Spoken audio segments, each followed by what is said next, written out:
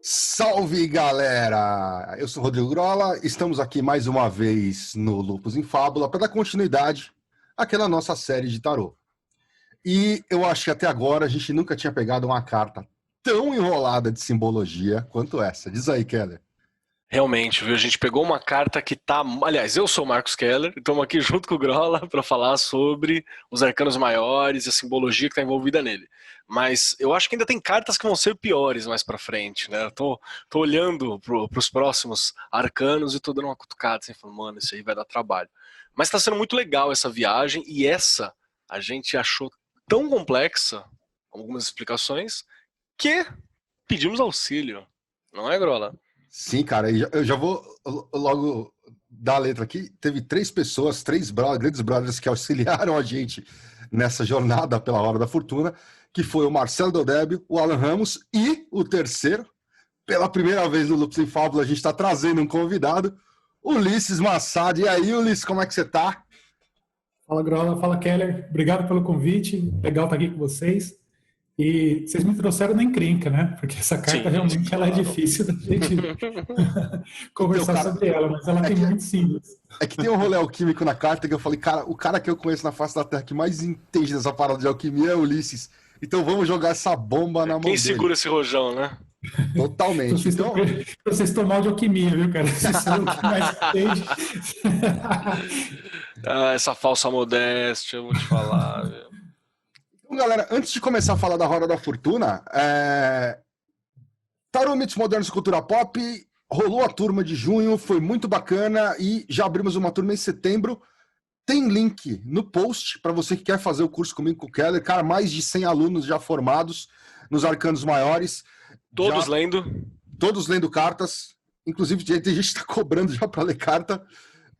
Muita gente já indo para o curso de arcanos menores. Infelizmente, o curso de arcanos menores só para quem já fez o de maiores. Mas o link vai estar aqui no post.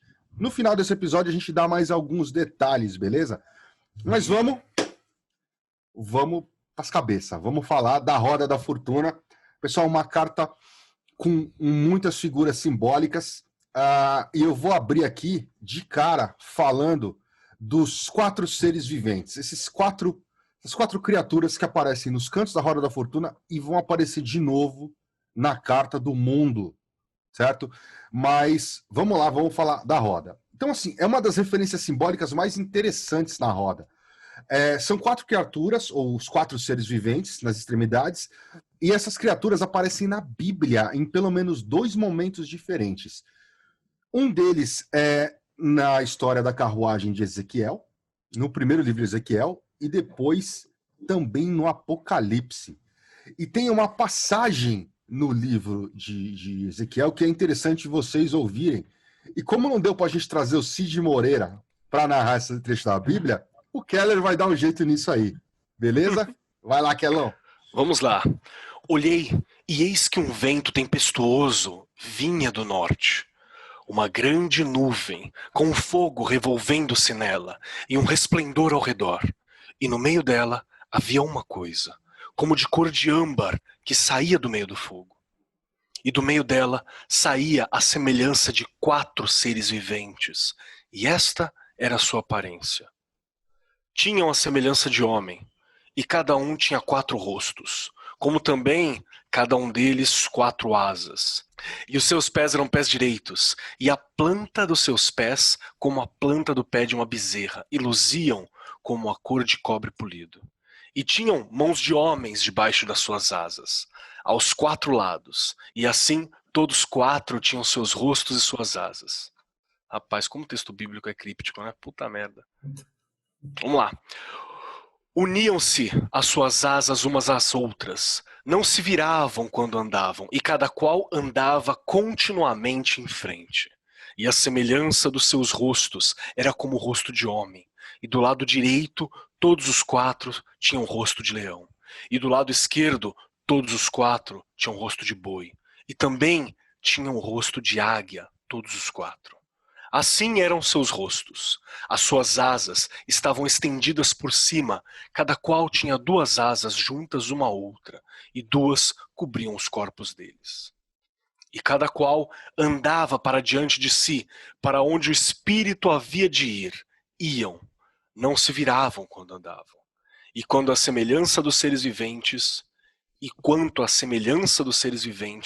o seu aspecto era como ardentes bravas. E quanto à semelhança dos seres viventes, o seu aspecto era como ardentes brasas de fogo, com uma aparência de lâmpadas. O fogo subia e descia por entre os seres viventes, e o fogo resplandecia, e do fogo saíam relâmpagos. Os seres viventes corriam e voltavam, à semelhança de um clarão de relâmpago.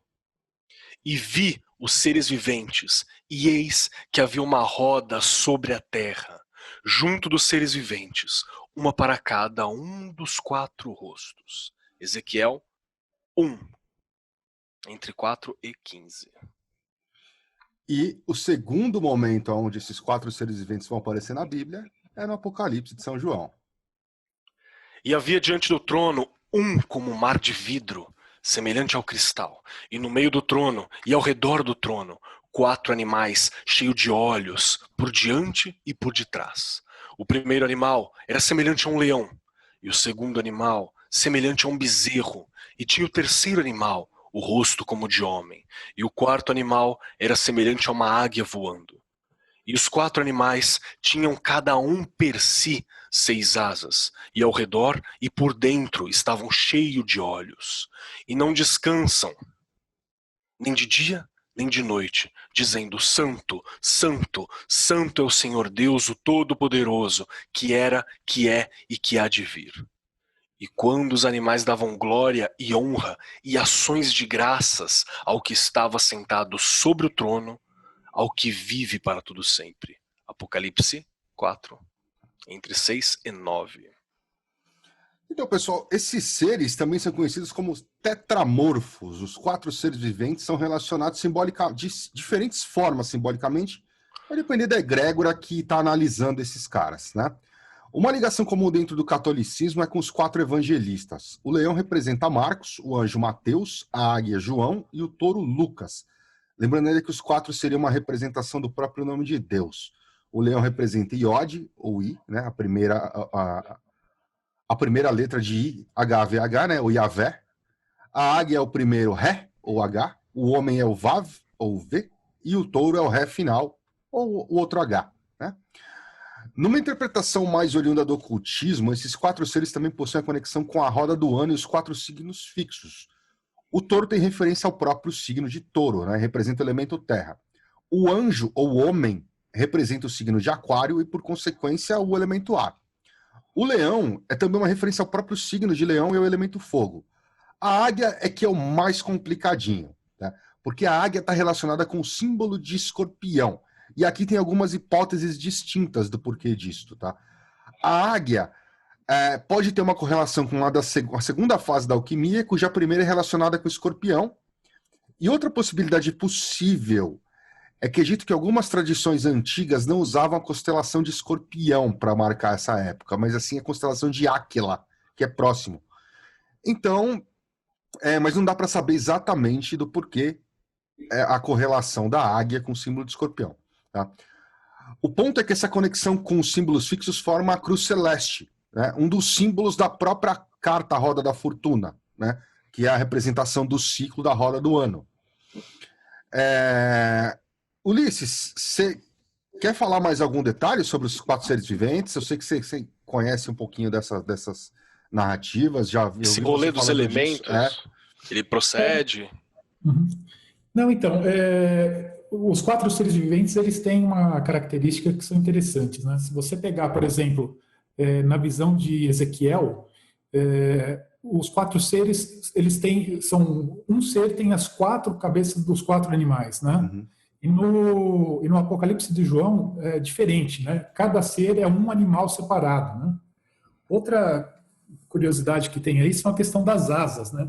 Porque no Apocalipse eles são os anjos são com 6 asas, sendo que no Ezequiel são 4. E aí mudaria a classificação do próprio anjo. Os anjos de 6 asas são os serafins, se eu não me engano, e os com 4 são os querubins, né? Então tem algumas observações interessantes para você perceber na diferença desses anjos, né? Teoricamente eles não são exatamente os mesmos, né? Uhum. Tem uma coisa que eu acho interessante, é que no último versículo da passagem de Ezequiel, fala que eu vi os seres viventes e eis que havia uma roda sobre a terra junto a eles, né? Uma para Uhum. cada um dos quatro. Então já tem uma citação à sua própria roda na passagem bíblica, né? Eu achei isso uma coisa bem interessante. Sim. Keller quer puxar a parte dos símbolos que estão dentro da roda da fortuna, os símbolos alquímicos. Com prazer. E eu começo, já que eu tô o cara da citação aqui hoje, citei a Bíblia agora há pouco, eu vou citar aquele cara que a gente está conhecendo o material dele através dessas conversas que nós estamos tendo aqui, que é o Paul Foster Case. Paul Foster Case, ele cita a respeito dos símbolos alquímicos que estão dentro da carta da Roda da Fortuna. Ele fala que ali está retratado mercúrio, enxofre e sal, os três princípios dos alquimistas, que correspondem diretamente ligado às três gunas, que seriam qualidades da filosofia hindu. Né? Sattva, sabedoria, que está ligado a mercúrio, Rajas, que está ligado à paixão e enxofre, Tamas, que está ligado à inércia, ao sal. Eles correspondem também aos três planos de consciência. A supraconsciência, que seria mercúrio, a autoconsciência sobre si, que é o enxofre, e a subconsciência, que seria ligado ao sal. Tudo isso é o Foster Case falando, viu, gente? O símbolo da dissolução, que também significa o signo do homem, né, aquário, revela uma grande verdade, assim, segundo o Foster Case. A grande obra, que na alquimia e no yoga é uma operação pelo qual o homem dissolve as várias formas de aparência que o cercam, extraindo a sua essência e assimilando essa essência. É assim que ele coloca, o Foster Case, essas questões. A grande obra, para quem não conhece, ela é também uma fala recorrente na magia de origem hermética, na magia ocidental mais clássica, que a gente levanta, que é o trabalho do ser humano virar gente, né? De você se depurar, ficar cada vez melhor e buscar dissolver essas várias facetas de si. Até a galera da magia do caos, que se preocupa um pouco com isso hoje em dia, você vai ter, fala sobre isso, por exemplo, no Liber Nu, quando você fala do algoides, né, que é a conversação com esse seu lado melhor, que fala que você só pode ver a si mesmo de verdade quando você está sobre a pilha de corpos mortos dos seus eus antigos. Isso é fantástico. Fora que a imagem é muito forte. Mas tem uma questão importante. Na alquimia, o símbolo relacionado à dissolução seria o de câncer, não de aquário. Então você fala, pô, mas assim, o Foster Case errou, ele colocou isso, é a alquimia particular dele, porque a Golden Dawn tinha toda uma forma alquímica particular de lidar com as coisas também. Então fica meio que nessa dúvida. Segundo Chique, é o nome do cara mesmo? Que legal. Chico Cícero, Segundo né? Chique Cícero e Tabata Cícero, no Golden Dawn Ritual Tarot, o símbolo não é o de aquário, mas é similar a ele. Então ele fala que não é a mesma coisa, parece, mas não é. Né? E representa o processo de dissolução mesmo. Porém, nessa hora, é a hora que a gente fala assim, Ulisses, socorro. O que é importante aqui, para deixar a gente claro, pessoal, é o seguinte: agradecimento especial para o Alan Ramos, que cavou as entranhas da Golden Dawn, fuçando em todo o material para entender isso. Eu conversei muito com o Ulisses a respeito dessa questão do câncer, do símbolo de câncer, porque que estaria aquário, né? Que ele falou para o aquário está relacionado à multiplicação. Mas parece que a Golden Dawn, pelo que o Alan pesquisou, utilizava. Aí é que está o problema. A gente não Tinha sabe uma série de dizer símbolos se. A gente não sabe dizer se eles relacionavam o aquário com a dissolução ou se eles usavam o mesmo glifo, o mesmo desenho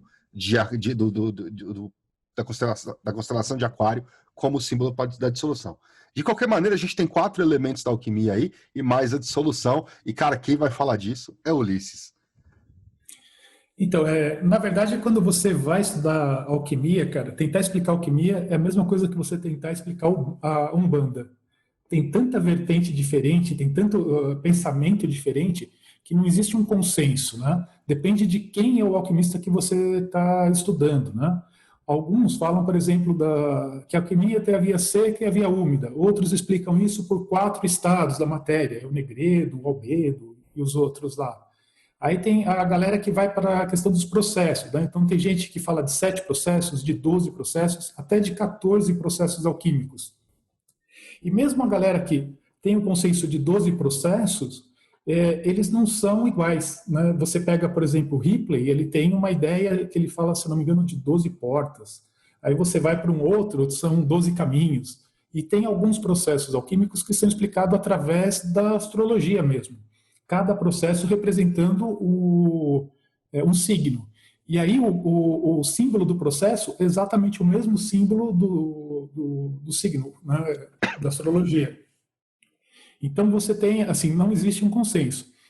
Mas o que que nós temos, né? A ideia inicial lá de 4 elementos vem da Grécia, né? Vem lá de, se eu não me engano, Empédocles, o nome, acho que é século XV a.C., né?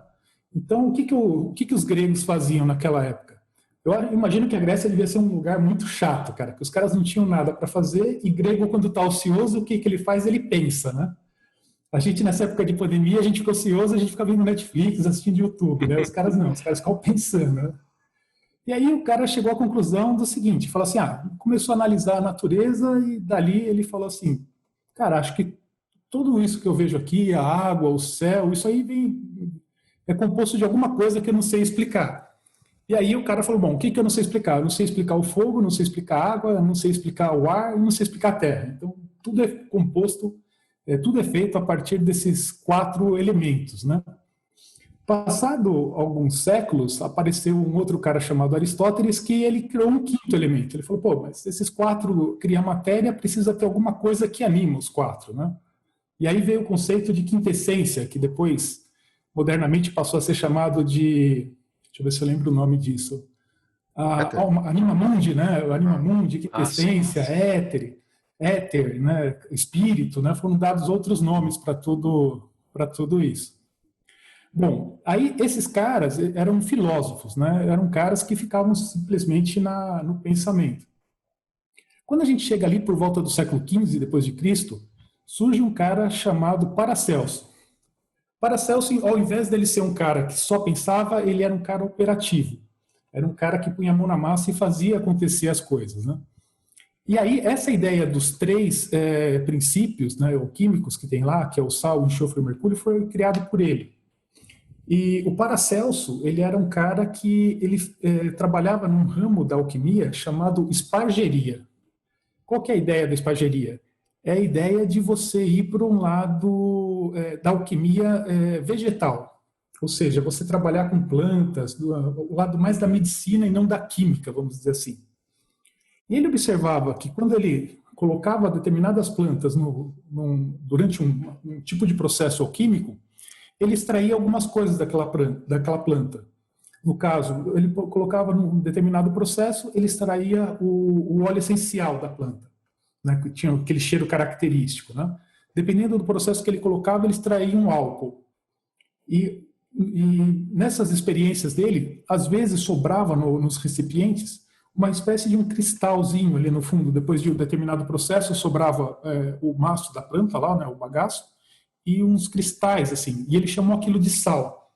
Então, na parte operativa da alquimia, o óleo essencial é o enxofre, o álcool é o mercúrio, e esses cristais que sobravam no fundo dos vidros que ele usava, né, da parte de vidraria, era o corpo, né, que era o que ele chamou de sal. Então ele observava que aquela quintessência ela era dividida em 3 partes.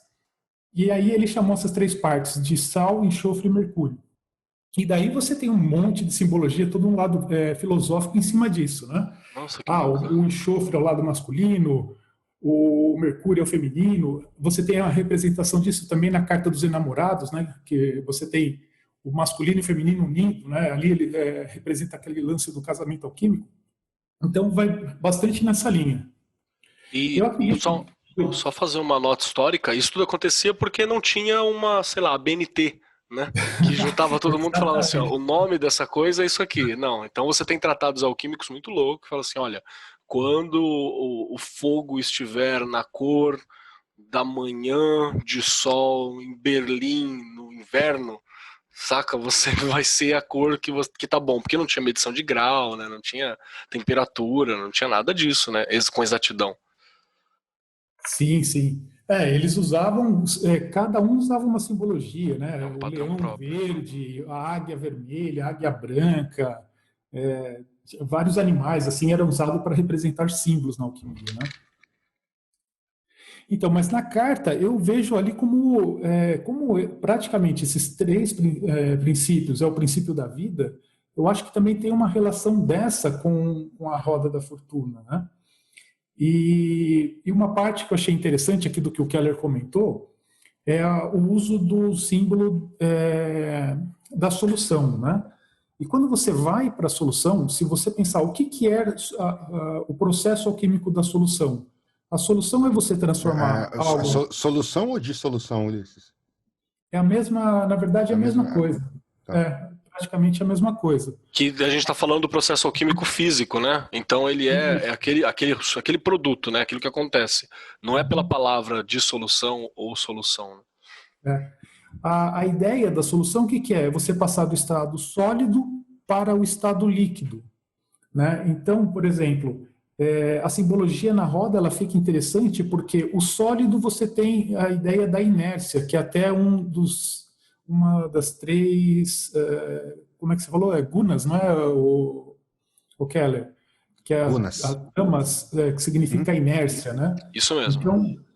Então você passar do estado sólido, do estado inerte para o estado líquido, que o líquido lembra o movimento.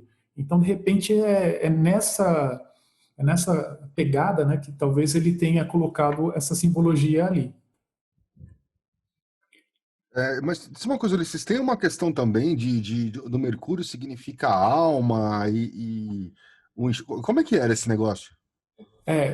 Você tem o enxofre, na verdade são várias ideias, vários pensamentos filosóficos em cima dos três princípios, né? Você tem o enxofre representando o espírito, você tem o mercúrio representando a alma e você tem o sal representando o corpo.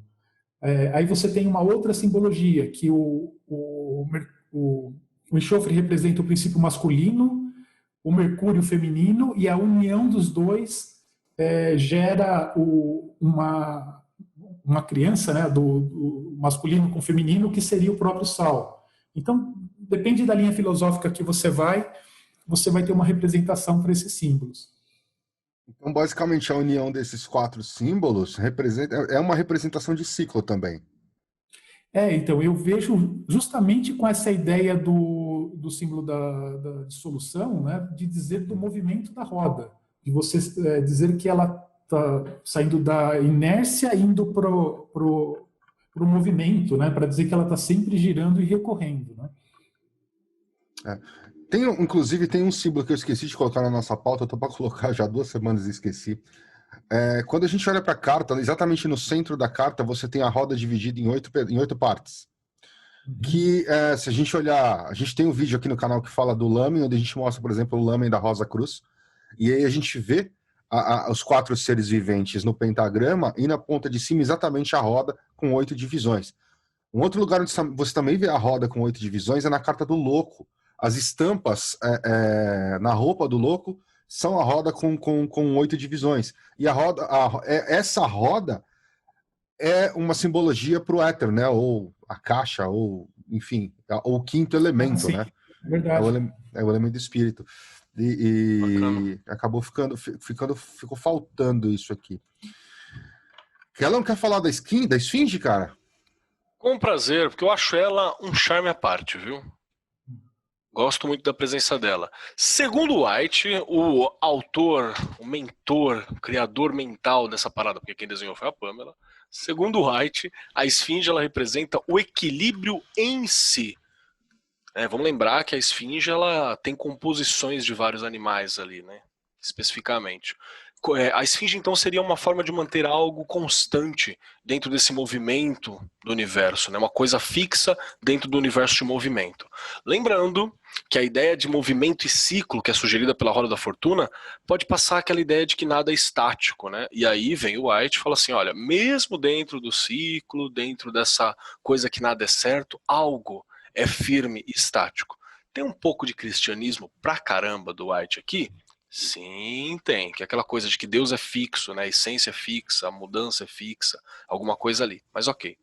O Casey, ele já pensa que, por exemplo, está muito próximo do que o White fala, mas ele pensa que a esfinge, o fato dela portar uma espada, uma arma do elemento ar, fala que esse ou do mundo formativo, né? Então ela representa a conquista desse mundo ou do mundo das forças sutis, através da compreensão a respeito desse mundo. O White não fala nada disso, mas o Casey vê isso. Eu vou puxar um dos aspectos mais interessantes aí dessa carta, que é o capiroto. Este capeta que o White colocou na carta, que é uma das coisas mais interessantes, por quê? Porque simplesmente ele falou foda-se e não deu explicação nenhuma sobre o significado desse diabo ali embaixo. E se a gente pegar as escolas dos Marselhas, né, de onde vinha o que tem embaixo da carta tem um macaquinho, né, que tenta segurar a roda da fortuna, e o White colocou esse capeta e sem explicar o que ele é, dando margem a uma porrada de interpretações, inclusive tem vários autores que colocam como figura com cabeça canina. Pra facilitar, né? Pra caramba. Então, assim, vai ter gente que vai falar que a figura é o próprio diabo, ou uma figura com cabeça canina, ou Tifon, ou Hermanubis. Então, assim, não tem referências exatas do o que o White significou com esse detalhe da imagem, tá? Mas a gente vai ter pistas, tá? Por exemplo, Hermanubis. Ele era um deus que combinava os aspectos de Hermes, grego, e Anubis, né? Deixando em ênfase um aspecto que eu acho muito interessante e que aí tem relação com a roda da fortuna, que é o de psicopompos. Tanto Hermes quanto Anubis eram psicopompos, né? Ou condutores de almas. Ele é representado por um corpo humano e cabeça de chacal, e ele empunhava o caduceu sagrado, que é atribuído a Hermes e Mercúrio. Outros autores já vão dizer que essa figura é Tifon. E aí tem a historinha mitológica, né? Que Gaia, para se vingar da derrota dos seus filhos, os titãs, por Zeus, na titanomaquia, teria unido-se ao Tártaro e gerado Tifon, personificação dos terremotos e ventos fortes. Era maior do que todas as montanhas e tinha um corpo horrível e amedrontador. Possui um ódio cruel, principalmente em relação a Zeus, ou Júpiter, depende do que lado da mitologia você quer olhar, se é o grego ou romano. Que por acaso é o planeta relacionado à Roda da Fortuna, tá? Ele teria sido pai de vários monstros, entre eles a própria Esfinge, que também está na carta. O Tifon, ele pode representar tanto os aspectos negativos do próprio ser, quanto as ameaças que surgem nos ciclos da roda. Assim como ele mesmo representava uma ameaça para Zeus. Tá? Alguns autores vão colocar simplesmente como sinocéfalo, homem com cabeça de cachorro que tenta segurar o movimento da roda. Os mitos relacionados a essa figura são inúmeros, depende das vertentes que você vai procurar, das mitologias, se ocidental ou oriental, inclusive na própria mitologia cristã. Tem gente que não gosta que fala mitologia cristã, mas é mitologia. Que vão incluir algumas referências católicas a São Cristóvão. Certo? Nossa, então... isso é um malabarismo muito legal, cara, mas chega lá. Eu quero só lembrar uma coisa pra galera, porque, sei lá, se ouve a gente falando Hermanubis, o cara vai falar assim, pô, mas essa palavra nem existe, você tá inventando, né? Porque é uma coisa meio confusa. Mas, por exemplo, lá mais ou menos no século 3, 4 ali antes de Cristo, século 3 antes de Cristo com mais certeza, onde, por exemplo, Alexandria floresceu, especialmente naquela região que está entre o Cairo e a Grécia, Alexandria, por exemplo, ficava quase no meio do caminho, né, ali de frente para o mar Mediterrâneo, você vai ter muitos desses deuses sincréticos surgindo. Não quando você pega um deus e leva para lá, por exemplo, Ísis tem toda uma história que talvez ela foi levada, né, e tal. Não, sincrético mesmo, então você vai ter referências a algo muito próximo do conceito depois de Hermes Trismegistus. Você vai ter alguns conceitos ali do Hermanubis. Assiste aquele filme. Qual que é o nome que tem a Hipátia? O filme Ágora, né? Não, Agora. Hipátia. Ágora. Dá uma olhada. Alexandria, acho que ficou em português. O filme não, ele ficou como Ágora, porque Alexandria, se não me engano, é o do Alexandre. O tá, grande, ok. Mas, então enfim, é isso aí. da Hipátia. É um deles. Tem um momento lá que aparece as divindades sincréticas, assim, naquele momento, porque tinha muito ali.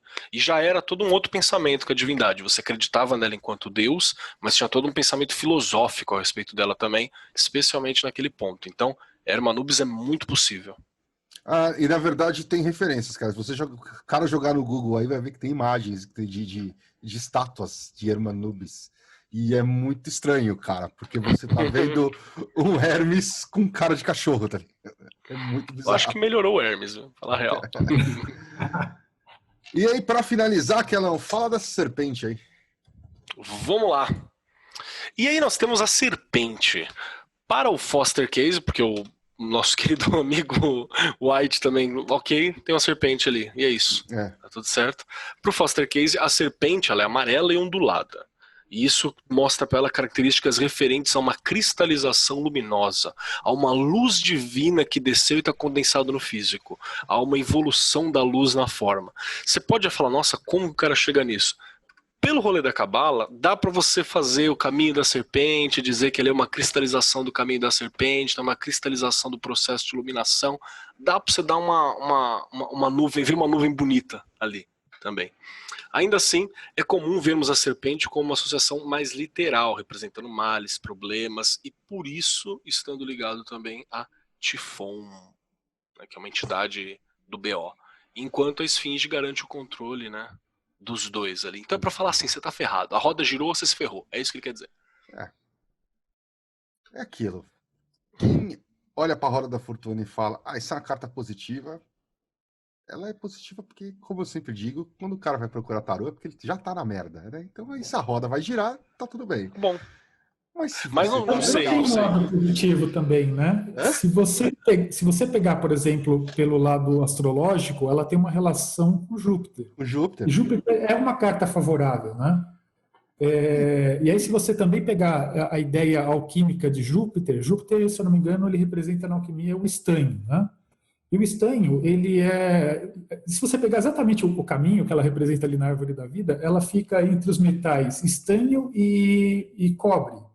E a mistura desses dois metais forma o bronze. E o bronze era muito usado antigamente como um metal, não só para fazer louças, estátuas, essas coisas, mas era um metal para confecção de moedas também. Então, o que eu vejo na carta é que você tem todo o caminho para achar o lado positivo, mas é que normalmente a gente deixa ser levado pela roda e a gente acaba se ferrando.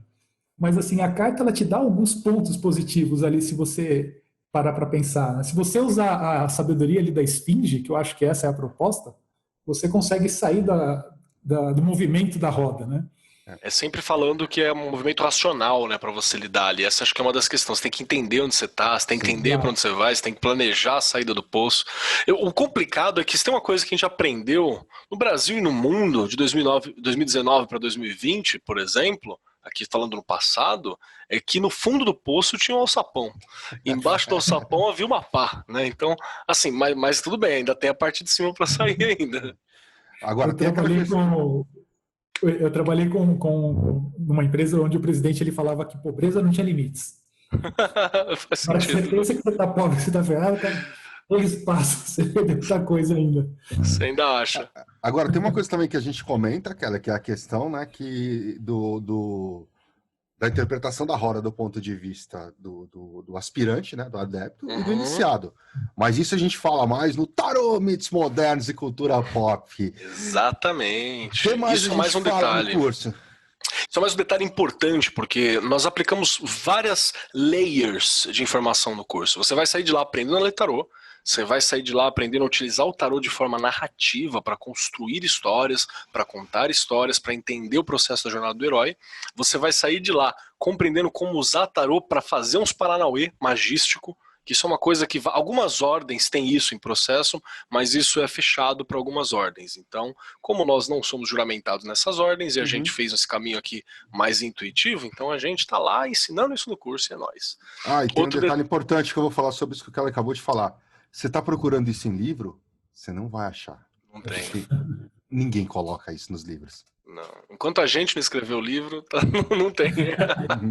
E tem mais uma outra coisa que a gente vai trabalhar também, que é, por exemplo, tarôs comparativos para você entender símbolos comparados, isso a gente tem ali em alguns momentos. A gente também fala nessas comparações muitas vezes sobre como que é o caminho de um neófito, de alguém de um normal, de um ser humano qualquer, e é nós, diante do tarô e disso, um iniciado, que não precisa ser alguém da magia, pode ser só alguém que tem noção da vida, onde é que tá, alguém que apanhou muito, alguém que fez um caminho, alguém que viveu o suficiente, que ele vai ter aplicações levemente diferentes. Você tem tarôs específicos para tratar as coisas assim. Então a gente fala de diversos tarôs comparativos, alguns dos mais vistos e mais utilizados no mercado. Você pode acabar tendo um deles também. E além de tudo isso, nós temos um método pedagógico para ensinar tarô que, cara, você vai sair de lá sacando. Eu vou dar um exemplo pessoal. Eu sempre tive muita dificuldade com a carta da sacerdotisa e com a carta da imperatriz. Especialmente a imperatriz. A sacerdotisa chegou um momento que eu consigo compreender, mas a imperatriz era muito difícil. Por quê? Porque eu tinha dificuldade para entender como ela se manifestava na minha vida. E aí, por quê? Porque eu não sabia olhar para ela direito. E aí, dentro do nosso curso, o que a gente fez? Como que a gente vai fazer para passar essa experiência para a pessoa? E a gente usa isso utilizando os mitos modernos e a cultura pop. Então, a gente tem cenas de filmes, fragmentos, e na nossa conversa ali, onde você vai compreender o que é essa energia, essa expressão da sacerdotisa, essa expressão da imperatriz e de todas as outras cartas, e vai ver como vai ficar fácil encontrar isso tanto na sua vida quanto nas referências que você precisa. Além de como construir método, material pós-curso com mais de 100 tiragens, já chegou a 100 agora, com mais de 100 tiragens diferentes, mais de 100 tiragens diferentes, métodos novos, uma comunidade que te apoia, que te ajuda nas leituras. A comunidade é uma coisa que eu me orgulho muito, e sempre criando conteúdo novo. Eu espero vocês lá. É isso aí, cara. E aí, Ulisses, cara, nosso primeiro convidado aqui no canal do Leaf, no Leaf Tarô. O que você achou, cara? Pô, muito legal, cara. É bacana conversar sobre isso. É legal conversar com vocês aí. Vocês manjam pra caramba. Eu também aprendo aqui assistindo os vídeos. O Eight não é um baralho que eu tenho tanto domínio, mas eu acho que vocês estão fazendo um trabalho incrível e o canal tá muito legal, cara. Parabéns para vocês. Vale lembrar, para quem não sabe, o Ulisses também é um dos caras que a gente conhece, que é um dos maiores especialistas do tarô de Tote, entendeu? Que muita gente, toda vez que a gente tem dúvida no tarô do Tote, a gente recorre ao Ulisses, porque ele é o cara que mais entende daquele deck. Ele é um cara que estuda isso com muito afinco, mesmo não sendo filiado a nenhuma ordem telêmica, né, Ulisses? Você tá filiado em algum hoje? Não sou filiado. Eu acho bacana, parte do material de Telemann eu acho bacana, então o tarô principalmente. Exato. E alguns livros, né? Aqueles livros simbólicos, tipo a própria O Liberaba, o Liber 777, eu acho que são livros interessantes ali. Então é bem legal. Tem os telemitas que pode falar assim, mas ele não tá de dentro, cara, na boa. Ouve o Ulisses. Escuta o Ulisses, cara. Aprendeu uma coisa ou duas. E se você quiser ver mais o Ulisses falando, tem 3 participações do Ulisses no projeto Mayhem, falando de outra coisa que ele domina muito, que é magia enoquiana. O Ulisses é o cara que domina as coisas que ninguém mais entende. Então, toda vez que a gente precisa falar de alquimia, enoquianos e tarô de Tote, a gente recorre ao Ulisses. Não sei se esses episódios saíram ainda no podcast, mas devem estar para sair. Tanto no Bate-Papo Meio, tem o Bate-Papo lá de 1 hora com o Ulisses dando um apanhado geral, e depois 2 episódios que vão sair no Projeto Meio com maior profundidade, falando sobre enoquianos. Esses episódios vão sair em breve. Dá uma acompanhada lá no canal do Marcelo Del Débio e no podcast Projeto Mayhem. Inclusive, uma nota particular, assim, foi com orientação básica do Ulisses que eu tive algumas experiências enoquianas muito interessantes. Fica no ar aí. Um dia a gente compartilha. Aí. Pode deixar. Bom, galera, acho que por hoje é isso. Se a gente não tomar porrada pra caramba da próxima carta, que é a Justiça, sai rápido o roteiro. Se não, a gente tá lascado, que a gente vai passar semanas pesquisando símbolo de novo. Mas a gente espera que a justiça, pelo menos, seja mais tranquila. Mas então a gente faz isso para trazer conteúdo de qualidade para você, meu cidadão. E de grátis, e no YouTube, essa plataforma muito louca aqui. É isso aí.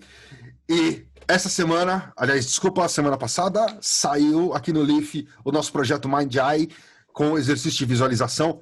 Se você não fez, vai lá e faz. Porque o pessoal fica pedindo prática pra gente. E aí tem prática, certo? Então, e cara, não dá para reclamar, porque eu comecei bem do básico e os primeiros exercícios que vão ser semanais são bem básicos. Então, dá para todo mundo fazer essas meditações de visualização. lá na frente vai complicando mais. Então, não fez ainda? Corre aqui, dá uma olhada no canal. Toda sexta-feira, às 18 horas, tem Mind Eye, beleza? Ulisses, cara, grande abraço, cara. A gente ficou muito feliz de trazer você aqui com a gente.